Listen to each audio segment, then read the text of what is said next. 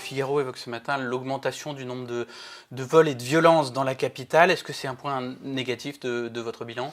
Alors, ça ne peut pas être de notre bilan, puisqu'on n'en a pas la charge, on n'a pas la responsabilité de ce type de choses, mais c'est parfaitement en lien avec ce qu'on vient d'évoquer. D'abord, ce n'est pas spécifique à Paris, c'est en réalité dans toute la France entière, notamment dans les centres urbains, où on voit ressurgir des actes de délinquance, selon une vieille doctrine à peu près aussi vieille que l'histoire de l'humanité.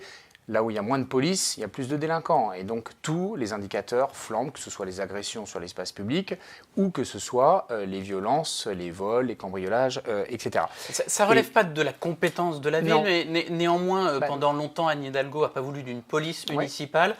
Elle y vient, est-ce que c'est pas un petit peu tard ?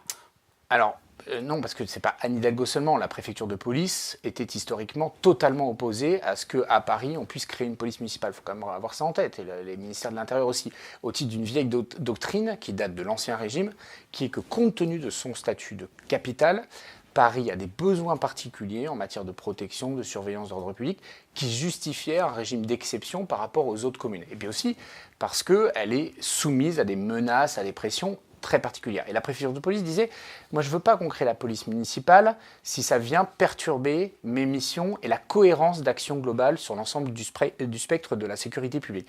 En réalité, la PP et nous-mêmes avons changé de doctrine précisément suite à 2015. Suite à 2015, les forces de police ont été réaffectées massivement sur la question de la surveillance de bâtiments, des polices spéciales, etc.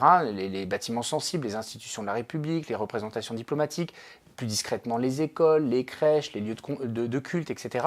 Et c'est au détriment. Aujourd'hui, vous ne voyez plus à Paris, à part les missions Sentinelle, mais qui ne sont pas là. Est-ce qu'on n'a pas mis un peu de temps à se rendre compte de ces changements découlant effectivement du contexte terroriste notamment ? Entre 2015 et aujourd'hui, on a fait plein de choses. On a notamment fait la réforme du statut de Paris en transférant des agents de la préfecture de police vers Paris.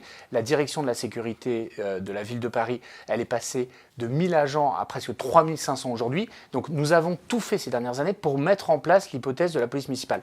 Maintenant, il faut un changement législatif. Nous avons fait une demande au Sénat et de façon très incompréhensible, la majorité sénatoriale, LR, avec l'appui de LREM, n'a pas accepté le vote de l'amendement.